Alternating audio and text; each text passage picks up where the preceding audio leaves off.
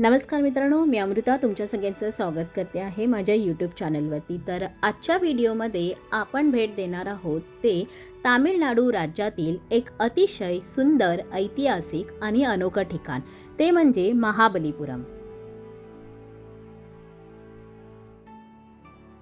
समुद्राच्या काठावर वसलेलं हे ठिकाण फक्त पाहण्यात सुंदर नाही, तर इथल्या प्रत्येक दगडामध्ये हजारो वर्षाचा इतिहास दडलेला आहे।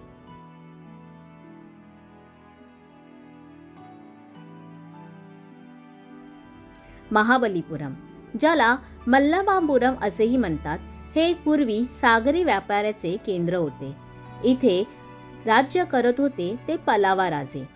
या ठिकाणाची खास गोष्ट म्हणजे इथली बहुतांश मंदिरे, रथ आणि शिल्पे ही एका मोठ्या दगडातून कोरलेली आहे।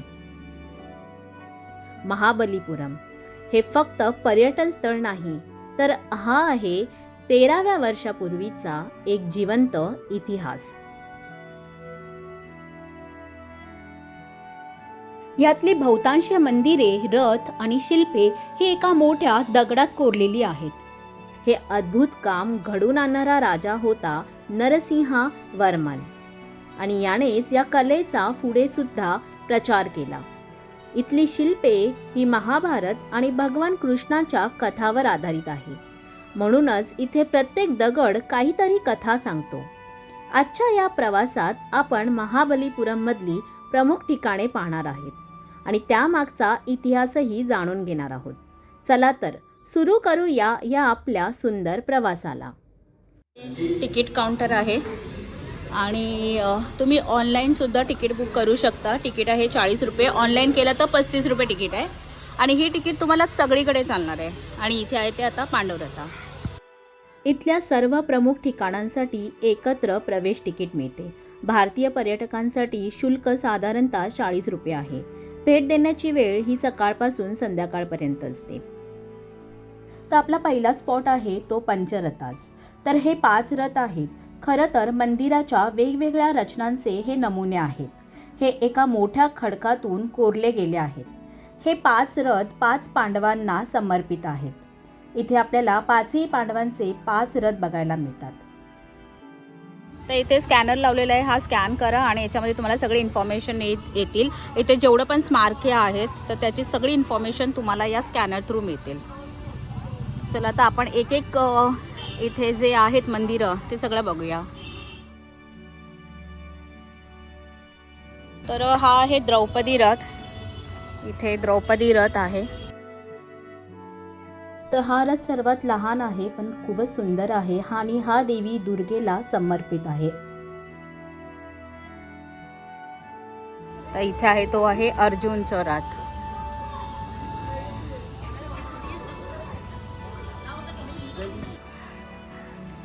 खूपच सुंदर आणि भव्य आहे, खरंच मस्त आहे। तर हा आहे भीम रथ, केवढा मोठा आहे बघा। तर हा आहे भीमरथ। हा थोडा भीमासारखा अगदी मोठा आहे, म्हणजे हा लांबट आणि थोडा उंच देखील आहे। याची रचना इतर रथांपेक्षा थोडी वेगळी आहे। हा रथ अपूर्ण असल्यासारखा वाटतो, पण त्यामध्ये एक वेगळी भव्यता आहे। खूप मोठा, सगळ्या रथांमध्ये मोठा असलेला हा रथ आहे।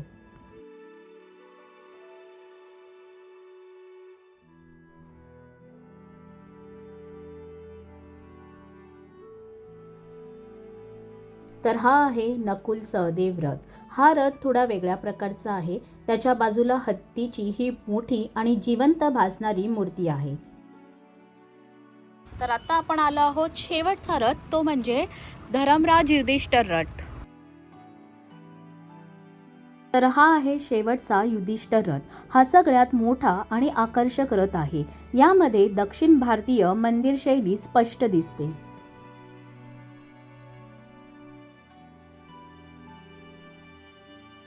तर इथे ना बऱ्याच अशा लिपी पण आहेत, म्हणजे लिहिलेलं सुद्धा आहे।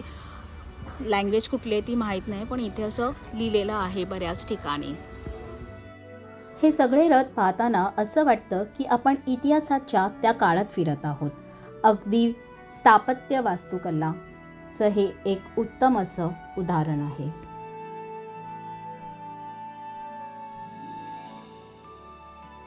तर इथे पोहोचण्यासाठी मी आले मुंबईहून चेन्नईला ट्रेनने. तुम्ही फ्लाईट किंवा ट्रेनने चेन्नईला येऊ शकता. चेन्नईवरून 1 तासाच्या अंतरावरती महाबलीपुरम आहे, जे अगदी समुद्राच्या बाजूला वसलेलं आहे.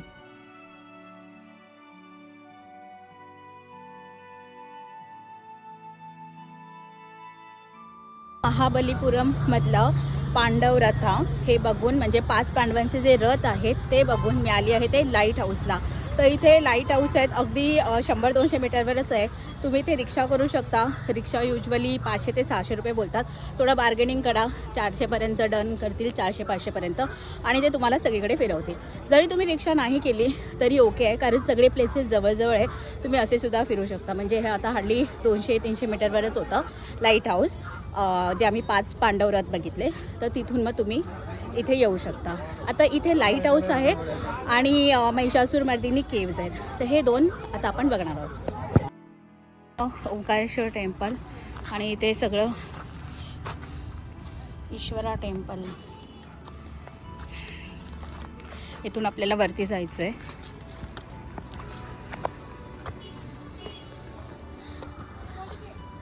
टेम्पल तिकडे आहे स्टेअरकेसने.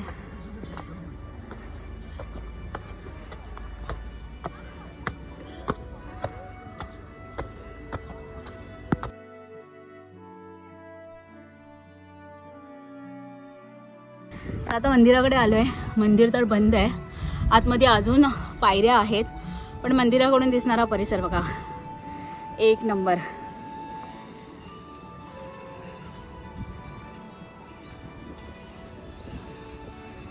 तर हे मंदिर आणि या मंदिराकडून पूर्ण समुद्राचा नजारा दिसतोय.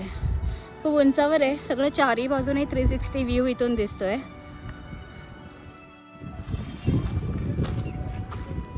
पण आलो आहे ते इथे आहे लाईट हाऊस, पण लाईट हाऊसच्या आधी ही केव्ज आहे आणि हे आहे मंदिर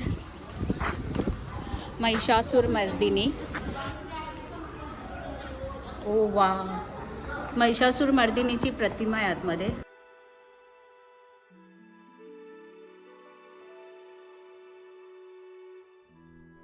मोठा डोंगर आहे, म्हणजे असा दगडासारखं आहे पूर्ण मोठं, आणि त्याच्यात असं पोखरून त्यांनी हे केव्स करून त्याला इथे बनवलेलं आहे. बाकी त्याला बनवता नाही आलं कारण युद्ध झाली, त्यामुळे हे सगळं अर्धवट राहिलेलं आहे. जर त्यांनी पूर्ण बनवलं असतं तर अजूनही सुंदर झालं.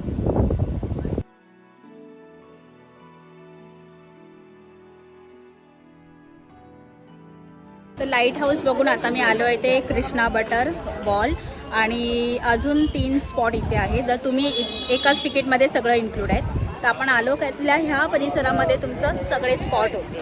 तर हा आहे कृष्ण मंडप. आता इथे कृष्णाने गोवर्धन उचलून घेतलेल्याचं चित्र आहे. कलाकृती इथे साकारलेली आहे. म्हणजे कृष्णाच्या पूर्ण जीवनशैलीवरती इथे केलेलं आहे तयार. इथे भगवान श्रीकृष्णाने गोवर्धन पर्वत उचललेला प्रसंग कोरलेला आहे. या भव्य शिल्पांमध्ये माणसं, जनावरे, निसर्ग सगळे इतक्या सुंदर पद्धतीने दाखवलं आहे की जणू ती एक जिवंत कथा वाटते. हे शिल्प त्या काळातील समाज जीवनाचं सुंदर चित्र उभं करतं.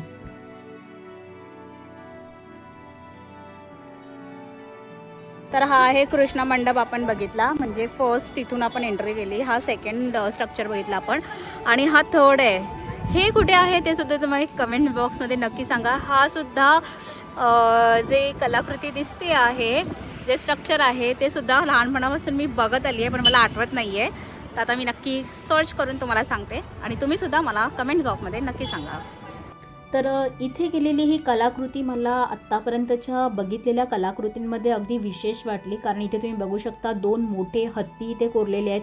ते अगदी जिवंत हत्ती वाटतात, आणि अगदी बारीक बारीक केलेली अशी ही कलाकृती आहे. मध्येच नागाची सुद्धा प्रतिमा आहे. नाग देवता आहेत, ऋषीमुनी आहे, आणि हे काहीतरी इतिहासातली खूप मोठी अशी कथा सांगण्याचा इथे प्रयत्न केलेला गेला आहे. अगदी सुंदर असं हे इथे चित्रीकरण आणि सादरीकरण आहे. तर आपल्याला बघायचं आहे तो कृष्णा बटर बॉल, ती इथे आहे. तर आता आपण आलो आहोत ते आहे कृष्णाज बटर बॉल, म्हणजे कृष्णाचा लोण्याचा गोळा. तर एक भला मोठा गोल दगड आहे जो उतारावर असूनही खाली पडत नाही.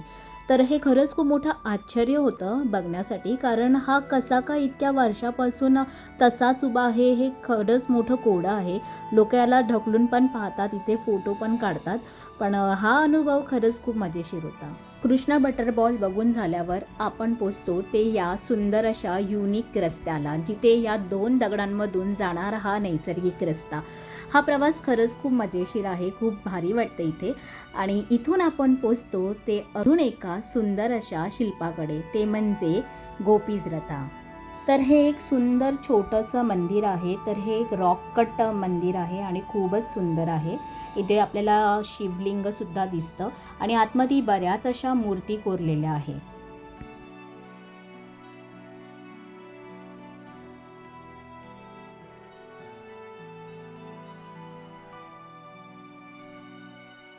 तर इथे हे थोड्या खडकावरती पाण्याचं कुंड्यासारखी अशी आकृती आहे. तर याला सीता बाथ म्हणून हे प्रसिद्ध आहे. अशी मान्यता आहे की देवी सीता इथे स्नान करायची, त्यामुळे इथं याला सीता बाथ असं म्हटलं जातं, जे अगदी गोपीरथाच्या समोर आहे. काहीतरी बनवत होते, त्यांनी शेप दिलाय पण अर्धवट राहिलेला आहे असं वाटतंय, कारण शेप तरी असा हत्तीसारखा वाटतोय. तर हा पूर्ण असा डोंगराचा भाग आहे आणि त्याच्यामध्ये त्यांनी सगळं कोरलेलं आहे.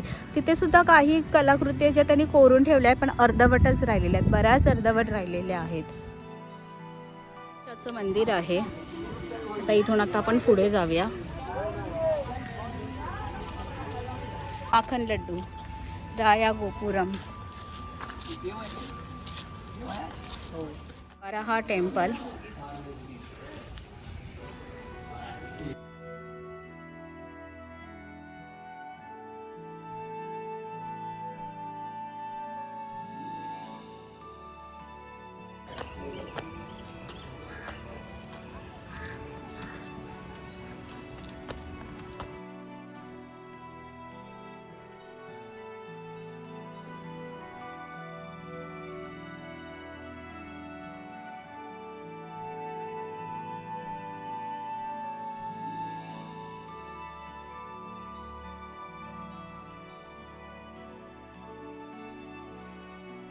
तर आता आपल्या प्रवासाचा शेवटचा आणि सर्वात खास भाग, ते म्हणजे शोर टेम्पल.